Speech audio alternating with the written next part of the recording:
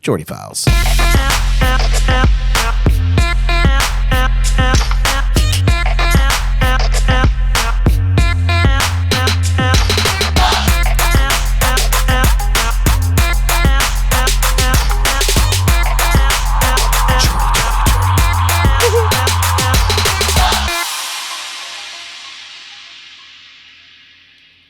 Whoops, I almost forgot something. Anyway, Jordy. Hi. What's up? Oh, not much. How about you? Living the dream over here, drinking my spiked chocolate hot cocoa. Yes, the best way to have hot cocoa. So good. So good. What do you got for us this week? Oh, so much. So we will start it out with our birthdays as usual. So today, December 16th, in 1937, country musician Jim Glasser, member of the Glasser Brothers, they had 9 singles on the Billboard Hot Country Singles charts and became members of the Grand Ole Opry in the 1960s. Nice. And it's funny, tonight we're going to start with that same kind of factoid and end with it based on some people, which I thought was very interesting.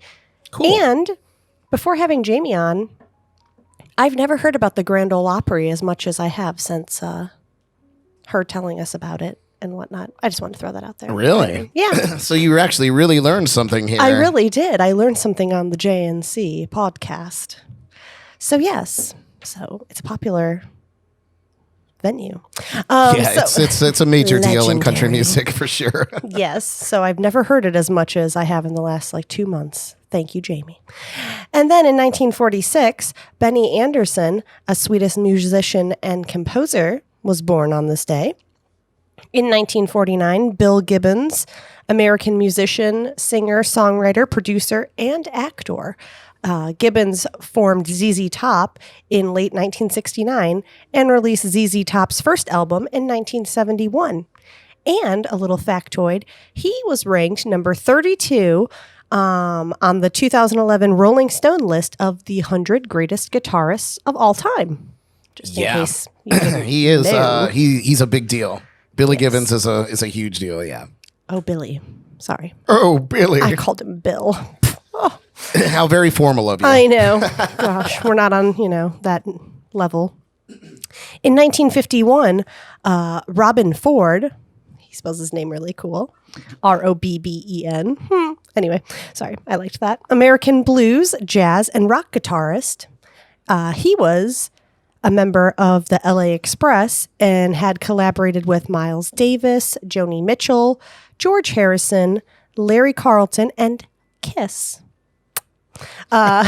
He was named one of the 100 greatest guitarists of the 20th century by Musician Magazine. So we had the bassists a few weeks ago on the same day, and today is Guitarist Day. So there is a day for everyone. Clearly.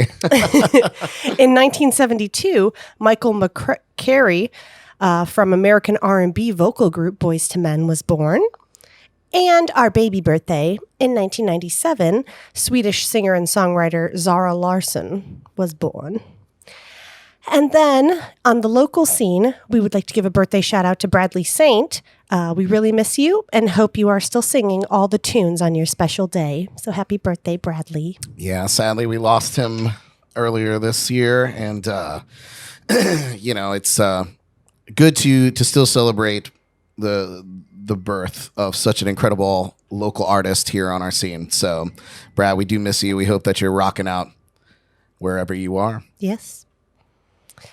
And then on this day in music history, in 1971, Frank Zappa's 200 Motels film opened at London's Piccadilly Classic Cinema in the UK. Love that word, Piccadilly. Yes. The film, which also featured Ringo Starr, covers a loose storyline about the mothers of invention going crazy in the small town Centerville. Sounds interesting. And then in 1972, Billy Paul started a 3-week run at number 1 on the U.S. singles chart with Me and Miss Jones, the song which describes an extramarital affair between a man and his lover. Me and Mrs. Jones. Just to put it in perspective for you all. Thank you. The single was later recorded by Michael Bublé. Michael Bubble, my favorite. And then in 1974, guitarist. Another guitarist, Mick Taylor, announced he was leaving the Rolling Stones, saying he felt that now was the time to move on and do something new. In 1993, MTV aired Nirvana's Unplugged session for the first time. The album featured an acoustic performance taped at Sony Music Studios in New York City on November 18th, 1993. Fact was previously on an episode of the Jordy Files on November 18th. I talked about it as well because that's when they recorded it. Yes, so it's all coming back to me. All coming together. It is all fitting together. And unlike many artists who appeared on the show, Nirvana filmed its entire performance in a single take. So, shout out to you, Nirvana. The Nerve-ana.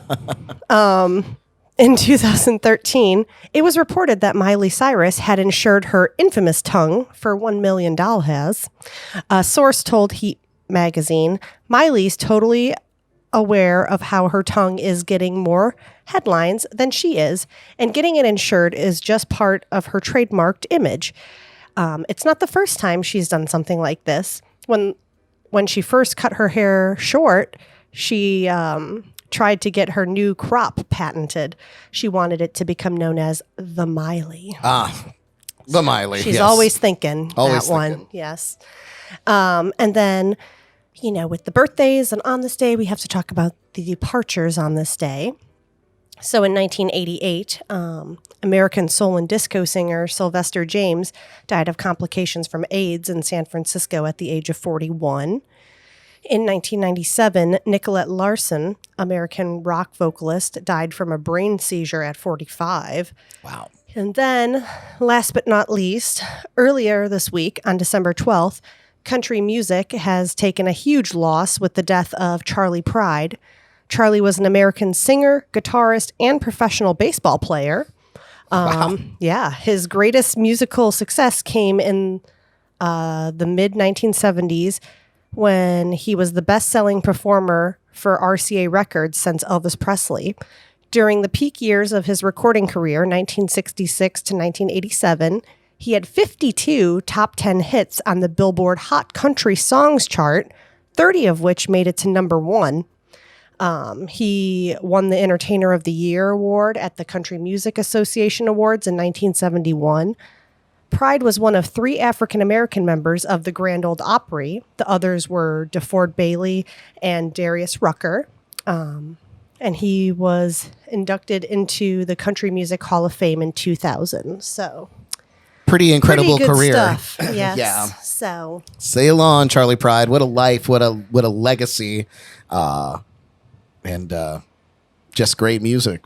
yeah. 30 number one hits, you said, that went to number one? 52 top 10 hits, and 30 made it to number one. That's incredible. Yeah. What a career. Yes. And that is the Jordy Files. The Jordy Files. Woohoo! Yay!